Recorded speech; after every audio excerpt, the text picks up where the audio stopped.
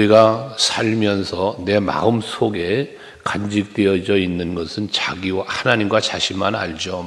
우리 마음 속에 있는 것은 사람이 알 수가 없습니다. 어떠한 생각을 품고 있는지. 그러나 사람들에게 보여지기 시작하는 것은 말부터입니다. 말은 들려지게 되고 행동은 보여지게 되는 거죠.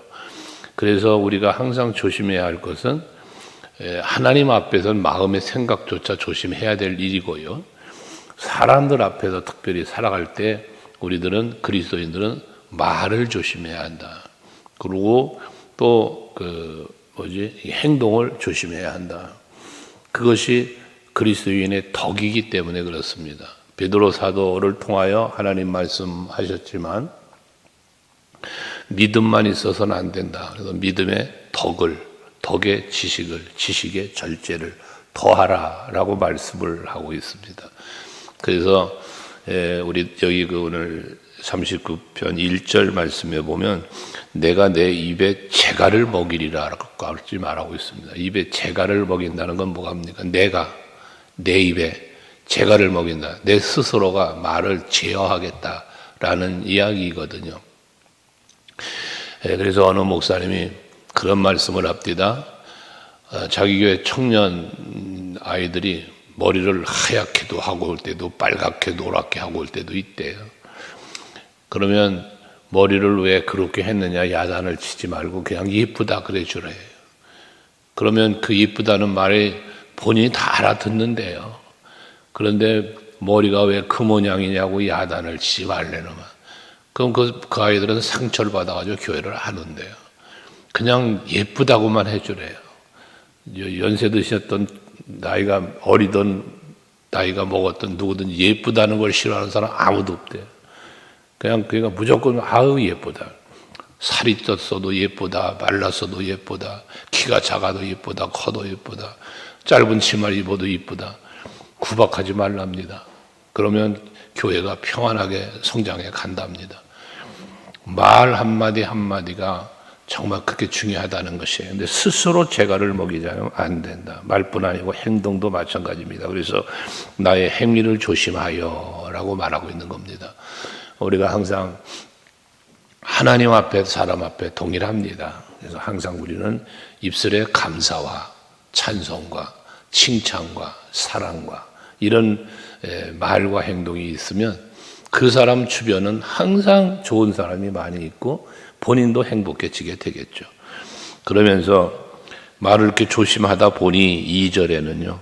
내가 잠잠하여 선한 말도 하지 아니하니. 말을 조심한다고 혀에 재갈을 물리다면 해야 할 말, 선한 말 있잖아요. 선한 말조차도 조심한다 그 말이에요. 그만큼 말에 조심했다는 거거든. 그런데 그래서 선한 말이란 무슨 말이겠어요? 오늘날 우리로 말하면 선한 말은 하나님의 말씀, 복음이죠. 복음. 또 아까 말한 착한 말, 감사의 말, 사랑의 말, 칭찬의 이거 다 선한 말에 해당되죠. 이것까지 조심한다는 말이에요. 그런데 조심하다 보니 3절에 내 마음이 내 속에서 뜨거워서 그 마음 속에서는 이 선한 말을 하고 싶은 거야. 막 뜨거운 거야. 근데 입에 재갈을 물리며 조심하다 보니 이 말을까지도 조심하다 보니 마음이 뜨거워졌다는 거예요. 그러니까 어떻게 돼? 읍조릴 때에 라고 말합니다. 읍조릴 때에 불이 붙으니 나의 혀로 말하기를 하면서 이제는 자기 입술에 선한 말, 하나님이 사람이 들어도 괜찮은 말들이 해야 되겠기에 그것이 불붙듯이 쏟아져 나오게 되었다. 읍조렸다 그러잖아요. 조그맣게 마음이 뜨거워서 읍조렸더니 이게 불이 붙었대요. 그래서 이제 말하게 되었다는 이야기거든요.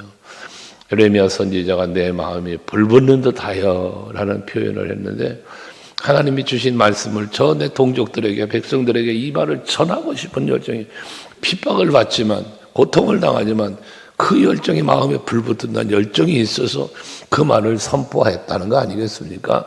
사도 바울도 마찬가지죠. 고린도전서 9장에서 내가 이 말씀을 전하지 않으면 내게 화가 미칠 것이다 까지 말씀을 해요.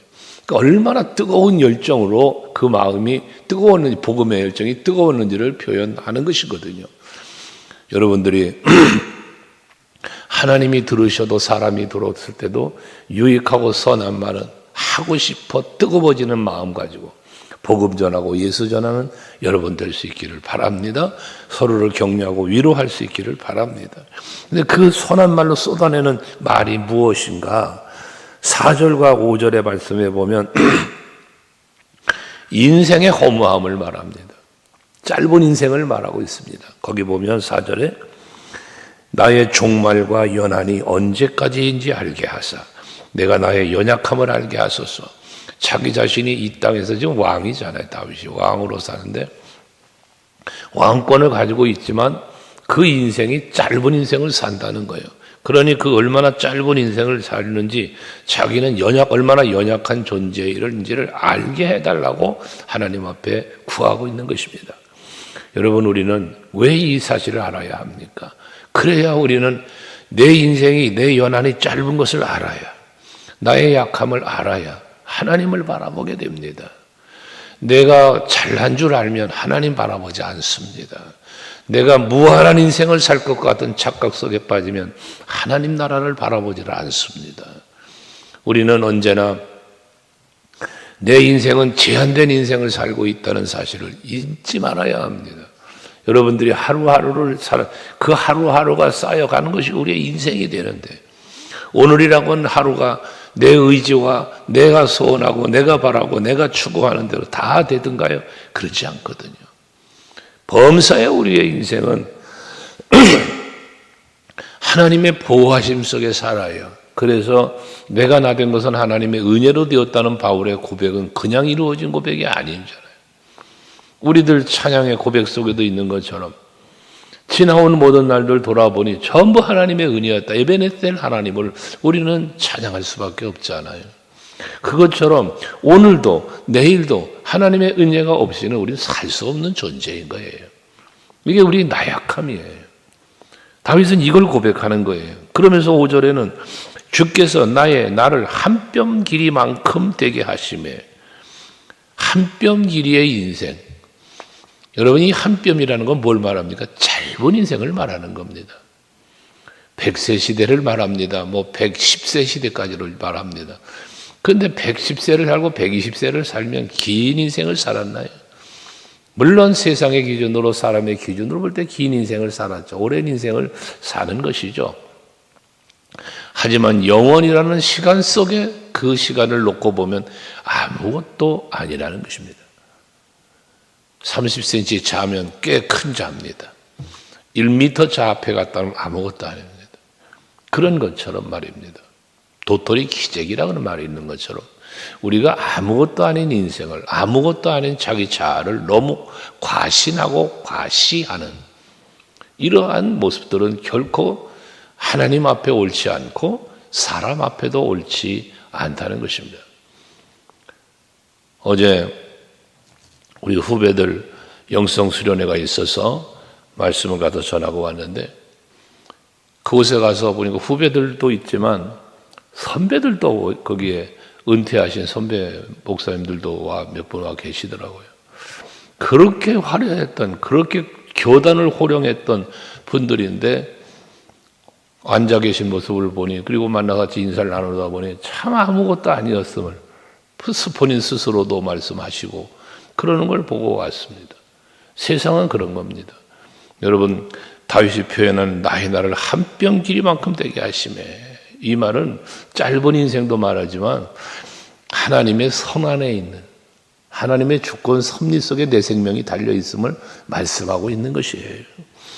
그래서 우리는 고백하잖아요. 생사화복을 주관하시는 하나님. 여러분, 이게 기도할 때 수식어가 되면 안 돼요. 그냥 기도할 때 표현되는 하나의 수식어가 아니라 우리가 하나님 앞에서 내 인생을 그렇게 바라볼 수 있어야 된다는 거예요. 하나님에 의하여 내가 존재하고 하나님에 의하여 하루하루를 살고 있다는 사실을 인정할 수 있는 신앙이 되셔야 합니다. 착각할 수 있는 것은 무엇이 착각할 수 있냐면 내가 노력하고 내가 힘써서 이루어가는 성공을 바라보는 거예요. 내가 힘쓰고 내가 노력하여 이루어가는 성공을 바라보면 하나님을 찾지 않습니다. 하나님을 의지하지 않습니다. 그러나 나의 앉고 일어섬이, 내가 하는 모든 일들은 전부 하나님의 은혜로 이루어진다는 사실을 우리가 믿고 바라볼 때 사소한 일 하나를 해도 하나님을 찾게 되어 있고 의지하게 되어지는 것입니다. 오늘도 여러분이 그런 마음으로 하나님을 바라며 의지하는 여러분 될 수 있길 바랍니다. 이렇게 함께한 길이만큼 되는 우리의 인생, 주 앞에는 없는 것 같아요. 그렇잖아요. 하나님의 영원한 시간 속에 보면 오죽하면 티끌 같은 나라 표현하겠습니까? 아무것도 아닌 존재일 수 있단 말이에요. 그런데 그런 아무것도 아닌 존재, 우주 만물이라고 하는 하나님의 창조의 세계 속에 전체적인 우주 만물 속에 나라는 존재, 여러분 어떻게 생각하십니까? 아무것도 아닌 존재 아닐까? 그런데 그러한 아무것도 아닌 존재인 나를 위하여 하나님 무슨 일을 하셨습니까? 예수 십자가라는 어마어마한 사랑을 주셨고 영원이라는 시간 속으로 우리를 초대해 주셨고 그 나라를 소망하며 살 수 있도록 해 주셨다는 거예요. 이보다 큰 은혜가 어디 있겠습니까? 그래서 늘 말씀드리지만 내가 받은 복, 내가 받은 은혜의 가치, 그 소중함을 알고 살자는 거예요. 여러분 믿음이 좋은 사람, 신앙생활을 정말 잘하는 사람 어떤 사람일까? 내가 받은 은혜와 내가 받은 복을, 그 가치를, 그 소중함을 아는 사람이에요. 사도 바울이 왜 변화가 일어났습니까? 그는요 자기의 율법적 지식과 그 정신의 최고라고 권위 있는 사람이라고 착각 속에 빠진 사람이었잖아요. 그러나 다메섹 대성에서 예수를 만나고 보니 내가 은혜로 살고 있다는 사실을 깨닫게 되는 거 아닙니까?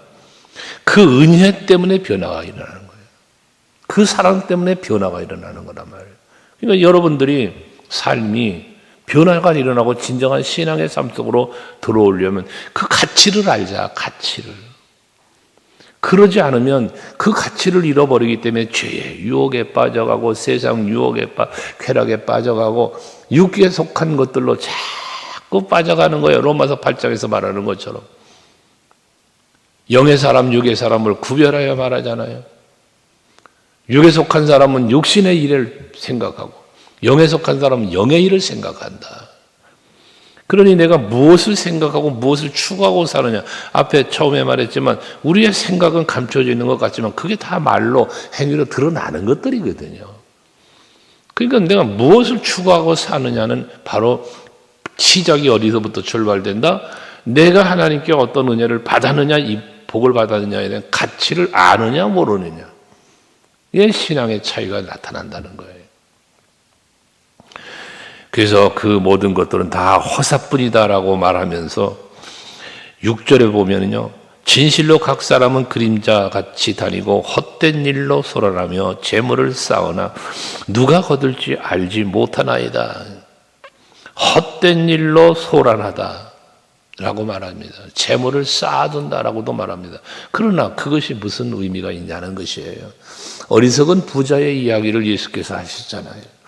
곡간의 곡식을 많이 쌓아놓고 내 영혼아 즐기자, 평안하자 말하는 어리석은 부자. 야, 이 어리석은 사람아, 내가 오늘 밤 네 영혼을 데려간다면 그것이 너에게 무슨 유익이 있느냐? 여러분 통장에 잔고가 늘어나는 거예요. 여러분 세상적으로 뭔가 쌓여가는 것들이요. 오늘 밤 여러분의 영혼을 하나님이 불러간다면 그 내가 이루었던 모든 것들이, 내가 성공이라고 했던 모든 것들이 과연 무엇이 여러분에게 유익하겠느냐? 누가 거둘지 알지 못하나이다. 내가 만들어 놓은 것 자식들은 누리겠죠. 그러나 우리는 잃어버리는 것이 있습니다. 뭔가 이루어가는 것 같은데 잃어버리는 게 있단 말입니다. 이게 무엇일까? 하나님의 은혜를 잃어버리는 겁니다. 하나님의 사랑을 잃어버리는 게 문제인 것입니다. 차라리 세상의 물질을 잃어버리고 세상의 것들을 내가 놓치고 손해를 본다 할지라도 하나님의 은혜를 잊지 않는다면 그 인생이 가장 복된 인생이며 하나님 앞에 서는 날 영원한 칭찬, 예수께서 말씀해 나의 보좌에 너가 함께 할 것이다. 이런 은혜가 주어진다고 말이에요. 라오디게아 교회를 꾸짖으신 예수님이 마지막 이기는 자에게는 하시며 주신 메시지가 뭐예요? 나이가 앉은 보좌에 너도 함께 앉게 해주시겠다. 이게 예수님의 바램입니다. 바램. 오늘 이 아침에 예배하는 여러분도 동일합니다. 하나님이 여러분에게 원하시는 게 있습니다. 하나님이 여러분에게 바라시는 게 있습니다. 그 바람은 어떠한 바람입니까? 이렇게 되기 위해서, 하늘의 보좌에 앉게 하시기 위해서, 영생이라는 복을 누리게 하시기 위해서 십자가 은혜와 사랑까지 베풀어 주시면서 원하시는 거예요. 내가 받은 사랑, 내가 받은 은혜의 가치가 그만큼 크다는 걸 아셔야 된다는 거예요.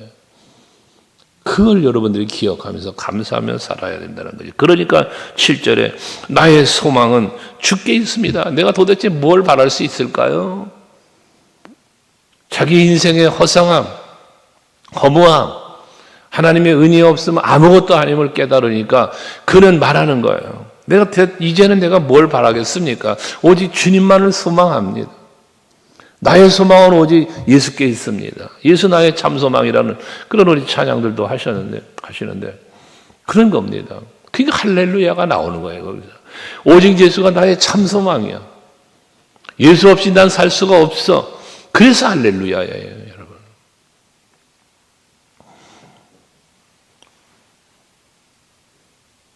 (8절에) 보면 나를 모든 죄에서 건지시며 우매한 자에게서 욕을 당하지 않게 하소서. 세상의 헛된 것으로부터 나를 지키려니까 모든 죄로부터, 우매한 자에게로부터 보호받지 않고는 안 되겠다. 여기 우매한 자라고는 어리석은 자죠. 어리석은 자. 또 비열한 자, 이런 사람들을 일컫는다고 표현하는데, 그들로 욕을 당하지 않는 건 뭡니까? 그들과 함께하지 않는다는 거죠. 우매한 자들과 함께하지 않는 거예요. 여러분 주변에는 어떤 사람이 많습니까? 하루하루 살면서 만나는 사람, 함께하는 사람들 중에 어떤 사람들이 여러분 주변에는 있습니까? 다양한 사람들이 있겠죠. 그 다양한 사람 중에 여러분들이 정말 가까이 해야 할 사람은 우매한 자가 아니라 지혜로운 자, 악인이 아니라 의인이기를 원합니다. 그것이 왜 여러분에게 복이 되기 때문에 그렇습니다. 사람은 누구와 함께 하느냐라는 것은 매우 중요한 겁니다. 내가 누구와 함께 하느냐, 내가 어디에 있느냐, 무엇을 하느냐 다 중요하죠. 근데 누구와 함께 하느냐가 중요한 이유는 영향을 받기 때문에 그렇습니다. 영향을 받아요. 여러분들이 왜 이 성전에 나와서 자꾸 신앙생활 열심히 해야 되느냐? 성전에 나오면, 어쨌든 성전에 나오면 믿음으로 사는 자들이 보여요. 그러나 세상에 나아가면 믿음 없이 사는 사람이 더 많아요. 영향을 받는 거예요, 내가 영향을. 오늘도 여러분들은 먼저는 선한 영향력을 끼칠 수 있기를 바라고, 또 한편으로는 하나님에게로부터, 말씀으로부터 선한 영향을 받는 여러분들이 될 수 있기를 바랍니다.